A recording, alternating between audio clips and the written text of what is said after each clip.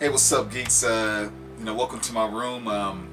Here late Friday night, just taking care of some work, and I just scored. I took this like 16 personalities test.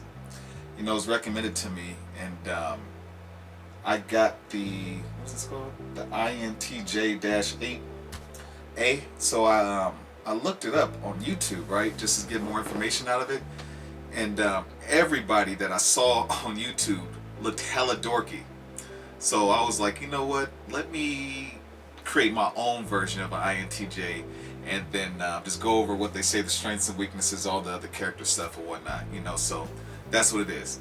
So right now, what does it say? I'm looking at the INTJ screen or whatnot, and I'm going to go to my personality, right? And it's the architect. So I kept a few notes, and I'm just going to discuss those here. So it says it's one of the rarest personality types. Now, when I looked it up, it's actually the third rarest personality type. I don't know what the top two are because I don't care. I don't know what the ones underneath me are, so I don't care about them either. But it's one of the rarest personality types. And here's a few actual points.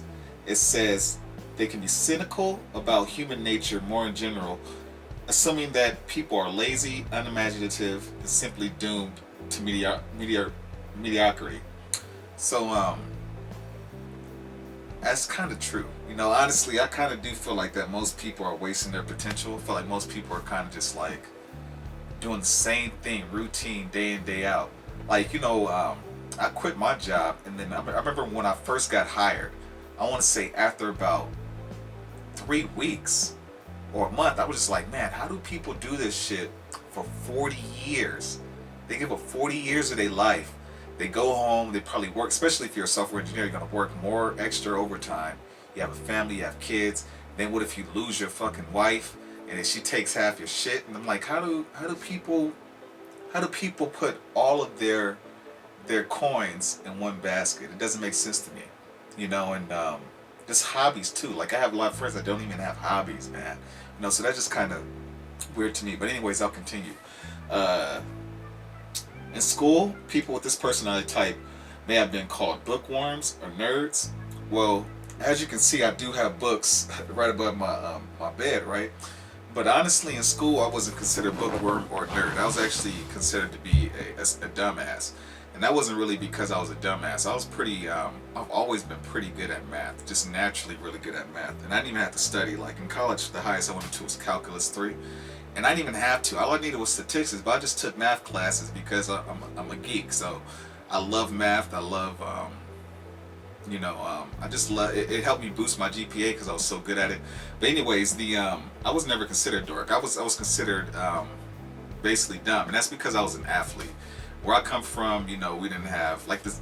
For example, like my teacher will pull a book out, and they'll be like, "Hey, turn your book to this page," and if the principal comes in, just pretend like you're reading this chapter, and then the teacher would just be on their laptop the entire class. So most of the time when I was in class, people was playing around. I didn't have homework assignments, you know, because it was a year where I was considered like in the menace of society, so they put us in this little section. That was the name of the group of students I was with. So they put all those kids within that menace of society, put us at one end of the classroom, and they didn't teach us.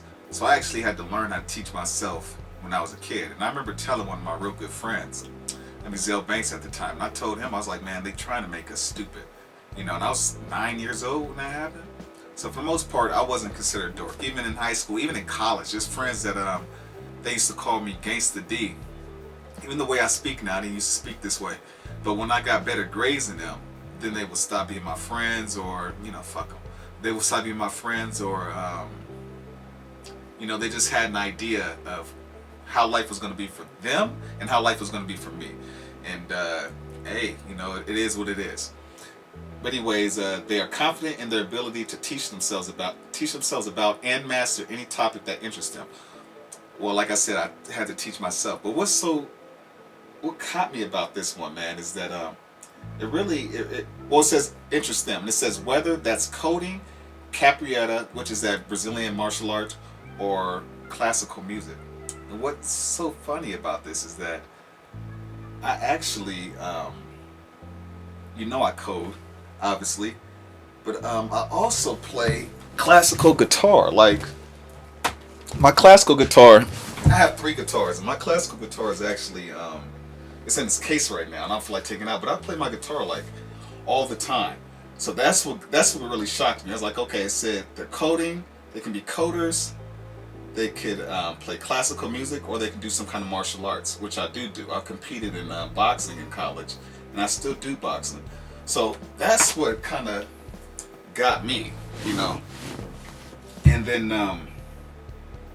it says that the single-minded, with little patience for distractions or idle gossip, and that really is the truth. And I think that's why I choose to stay to myself for the most part, because it's just a waste of time, man. It's just a waste of time. And I think people just talk to talk sometimes, man. I hate when people come up to me in the gym. You know, I hate it when people, you know, they want to talk to me about boxing or something. I just hate it when it's just, or when friends will call me just to talk about girls, man. I'm like, dude, we 30 now, man. Like, what the hell are you contacting me for about this, man? You know, I don't want to hear about this. I want to talk about some money. I want to talk about some plans for the future. That's what I'm into, or about books that you read, you know? So, yeah, I'm going to go through some of the strengths and weaknesses. I'm not going to go through all of this, man. It says the strengths are rational, informed, independent, determined, curious, versatile. So out of all those, the one that stood out to me was informed. Now, one of the things that I hate the most is people who give uninformed opinions. Whether that's because they're jealous of somebody, they feel like they have to, if somebody else says something, if you say something, they feel like they're losing some kind of battle or something. Or people just talking, regurgitating something they heard on TV. I hate when people give uninformed opinions. I just think, like, what the fuck is wrong with you? Are you stupid? You know, that's really what I do think, man. So out of all those strengths, that's probably the one that stood out to me the most, because it irks me the most. You know, because for me, I love, like, listening to people speak, because this is how I see a conversation. A conversation is an exchange of information. So if I'm speaking in a room full of 5 people, and I'm listening to all 5 of those people, and I'm open to everything that they're saying, I have everything that I know, and now I have everything that they know, and I can basically take all that information and come to a better conclusion, or more concrete conclusion. But some people, when they hear opinions other than their own, they feel attacked, or they feel like, you know, and I've been like this, honestly, since I was 7. I remember as a kid, like, doing this, like, paying attention to what other people's opinions, and I remember when I became aware of it, when people didn't think the way I thought, and I just remember thinking, like, whoa, you know, if we keep learning from each other, we'll all be superheroes. But everybody don't think like that. So anyways, yeah, for weaknesses, it says arrogant, sometimes I've been told conceited, stuff like that, whatever. Dismissive of emotions. I don't believe I'm dismissive of emotion. Well, I guess, yeah, dismissive of emotions, because I was going to say I can't empathize with people's emotions. I do a lot of self-improvement in multiple areas of my life, and for me to even work on myself, I have to be aware of my actions, and I got to be aware of why I'm doing those actions. I mean, why I'm feeling the way that I'm feeling when I'm doing those actions. So a lot of people, because I worked on myself for a good amount of time, and I still continue to work on myself, I can understand how somebody feels regarding similar situations in mine, and not even similar situations. I just understand how life goes and how the human mind works. So I can empathize with people, but I am dismissive of emotions for the fact that I feel like, although I have emotions and I made my mistakes, I never allow my emotions to govern my life. I kind of always look for solutions. So I have to go with that one. Overcritical. I think so, and I think that this would have to be something that I would want to work on, because I know you have standards for friends and family members and stuff like that, man, and I feel like you should always have those standards. You should always learn to create boundaries. That should be your main priority.